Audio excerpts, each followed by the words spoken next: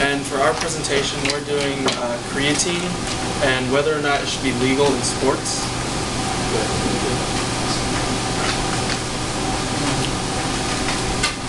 Alright, a little background information on creatine.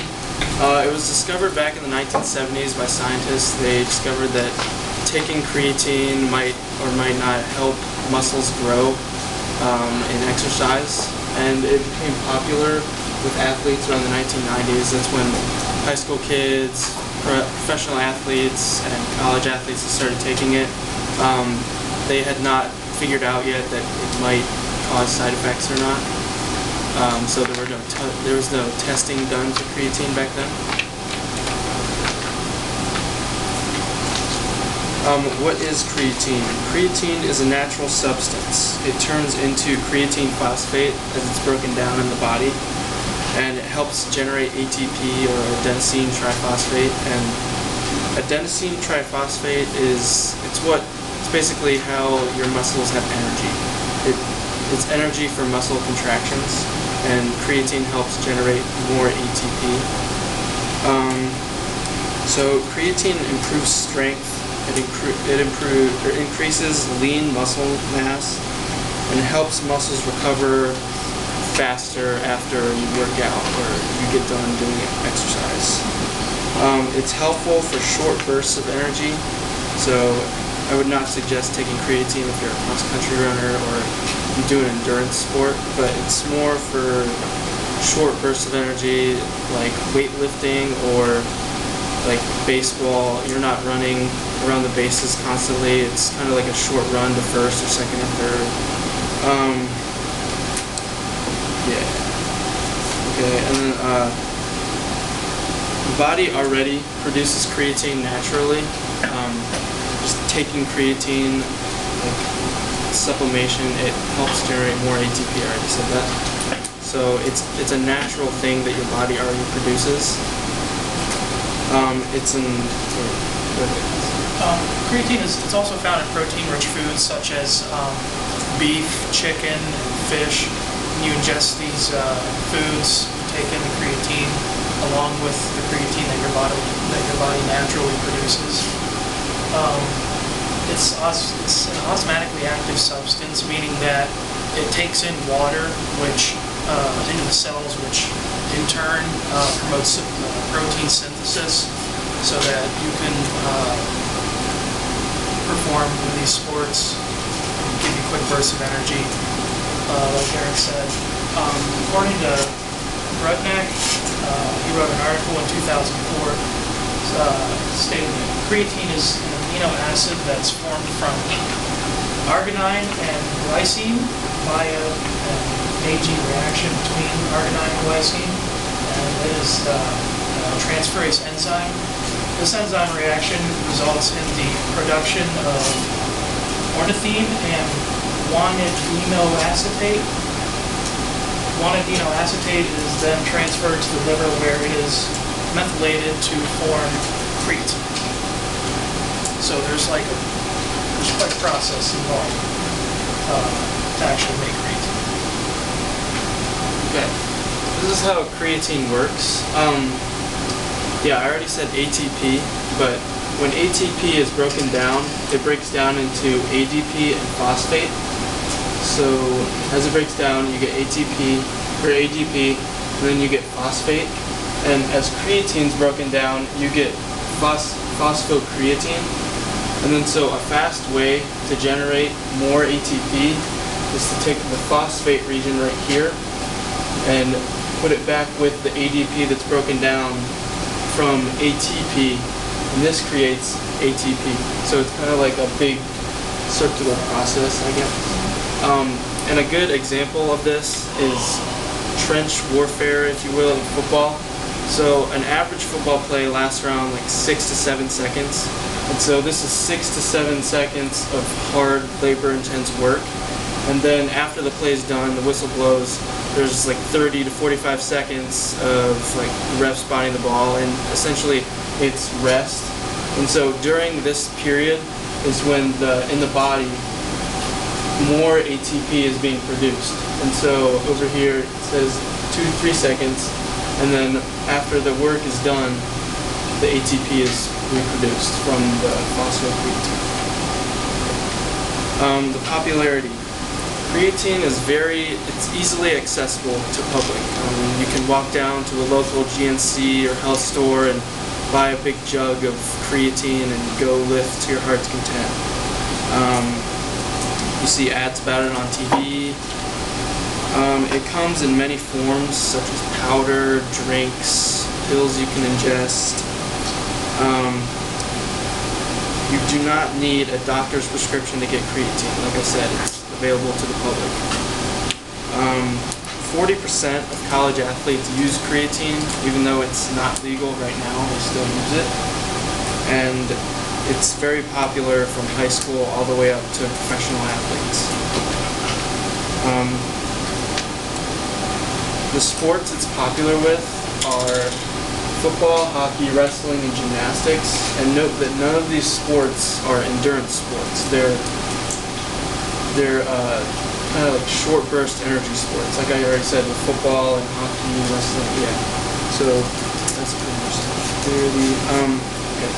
And like just to emphasize like how readily available it is, I mean, I went to Walmart the other day and they've got a whole display of creatine in like jugs this big, and you can just pick it right off the shelf. You don't need any prescriptions from doctors at all. I mean, if you have the money and you want it, you just have to go and buy it. It's that accessible.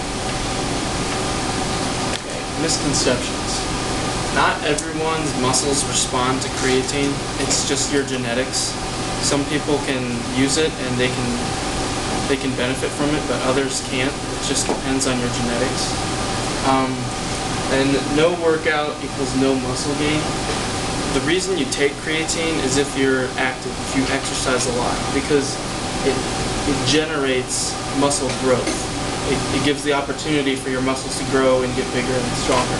If you just take the creatine and sit around on the couch all day, you're just going to generate water weight and you'll see no benefit from it. Some people report no improvements. This is from not everyone being able to use it. There's no evidence that creatine helps with endurance sports. I already said this. And then there's no definitive proof that regular dosage of creatine with a balanced workout has negative side effects. This is important because when we kind of get into the debate, it's going to be about people that have used the creatine versus people that actually take it and use it for what it's supposed to be used for in a regular amount. And it's not a Barry Bonds or Roger Clemens starter kit. These are two professional baseball players that both were accused of using steroids, and those are different from creatine. And that's going to lead me to my next slide. Steroids. People constantly they mix up creatine and steroids because they do kind of the same thing, but it's a different way. Steroids are meant for medical use, and they're not supposed to be used to enhance people in sports. They're substance. They work like testosterone, where they beef you up essentially. They make your muscles bigger and your bones stronger. You need a doctor's prescription to obtain steroids, so that's why it's illegal for people to use them without a doctor's prescription. But they're basically meant for if you're sick, if you hormonally you're kind of behind the curve, I guess. They can get you started and help you. And they also have many side effects. I have a couple of these written down.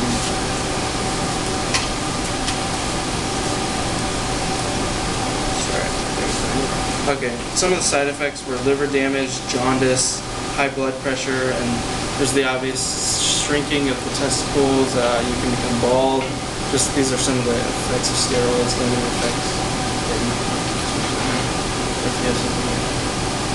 Okay, but the reason why I think creatine should be legal is that unlike steroids, it gives you the opportunity to have muscle growth, where steroids just do it. Creatine give you the opportunity for someone who wants to go out and lift. They can make their muscles stronger, and they can do it through a natural, healthy way. There's no side effects of using creatine if it's used correctly. Regular dosage, there's no side effects. And I believe if creatine's used, it can make sports more competitive, it can make them more fun to watch because it'll essentially just help the athletes become bigger and stronger, and they can do more than they already can do now. Now, just like any other substance, creatine can be abused. As Aaron said, if you use it properly, the way that it's instructed to be used, there should be literally no side effects. But if it is abused, it can result in a multitude of things. Most users, some users supplement their diets with creatine at levels that are hundreds, if not several thousand times higher than the amount of creatine that your body naturally produces. And because of this, the creatine is naturally produced in the liver, kidneys, and pancreas. And for people that take so much creatine, like hundreds of several times, thousands of times more than your body naturally produces, this could, in theory, cause those organs to actually stop producing creatine. And if your body stops naturally producing creatine, then this could result in severe drops in energy and severe fatigue. Also, metabolites of creatine that are which are produced from various organisms and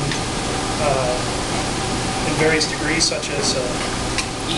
coli is an example, one of these organisms that produces metabolites of creatine, are known carcinogens, which cause cancer. These metabolites of creatine can form mutagens in prokaryotes that can prevent the prokaryotes from metabolizing the creatine normally. There are more prokaryotes, such as bacteria and other single-cell organisms, living in and on the human body than there actually are human cells making up the body. I know that sounds terribly disgusting, which it is, but it's the truth. And not all of these prokaryotes are bad. There are like some beneficial and pathogenic prokaryotes that help with like the immune system and digestion. But of course, if these prokaryotes are affected by mutagens caused by the metabolites of creatine, and they're unable to do their job because of that, this could cause some problems within our own body.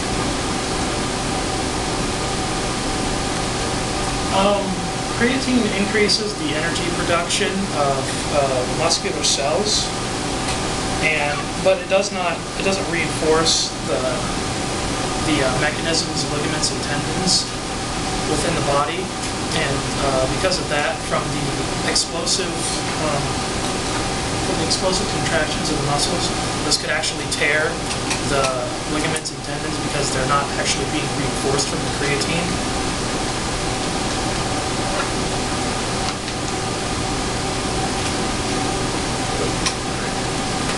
Creatine has been recorded to cause a multitude of negative side effects. These side effects include vomiting, severe dehydration if not used properly, kidney disorders such as nephritis, not exactly sure how it's pronounced. It can result in cramping, mood swings, nausea, even fainting. Negative side effects also include gastrointestinal symptoms, acne, surprisingly, mild balding, muscular spasms, increased anxiety, bloating, and some people have actually been reported to have allergic responses to creatine. We have a video. It's about a minute and a half describing some of the negative effects that creatine can have when used improperly. And if you could, please.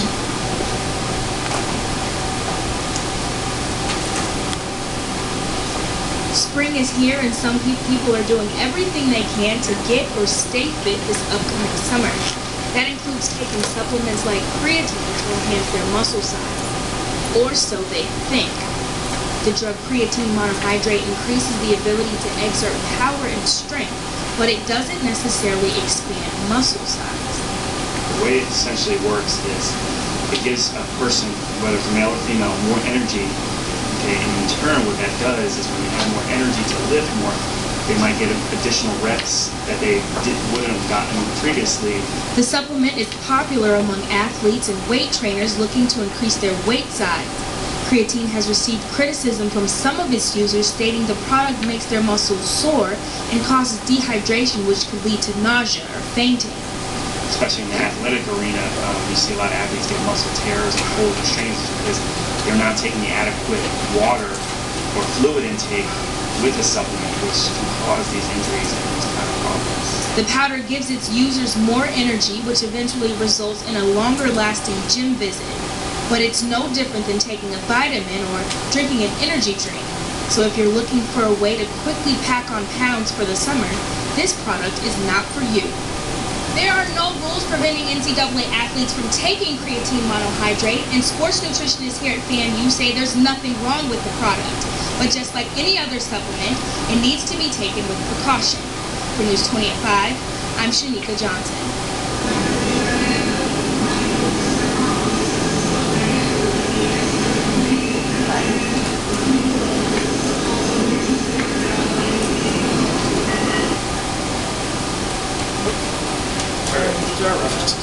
So just, I guess, kind of recap. Creatine, it can be used properly, but it gets negative when people abuse it, just like any other substance. So I guess it should be legal because it's healthy in the way that it can make you stronger and it can help you in sports. But if it's abused, then you get to the negative side effects. So that's pretty much it. Yeah. Yeah. Like, what is illegal about it? Like, cause you can buy it like yeah, I guess just with the NCAA, they kind of just. Oh, okay, so it's illegal to use it. Yeah. I guess they kind of just to cover bases. I got you. Okay. There's actually very limited long-term experimental studies on the negative side effects of creatine, and because of that, there's no organizations that have actually banned it or made it actually legal. You said something about the NCAA that possibly made it legal. Yeah, I mean, I played baseball and we had to take a drug test, and it was basically to see if you took creatine or if you take any performance-enhancing drug, and if you didn't pass it, obviously you can't play. So there's that. The Food and Drug Administration hasn't found any long-term severe side effects of creatine. Because of that, it's still legal and open to the public, unlike some steroids, which can obviously have terrible consequences if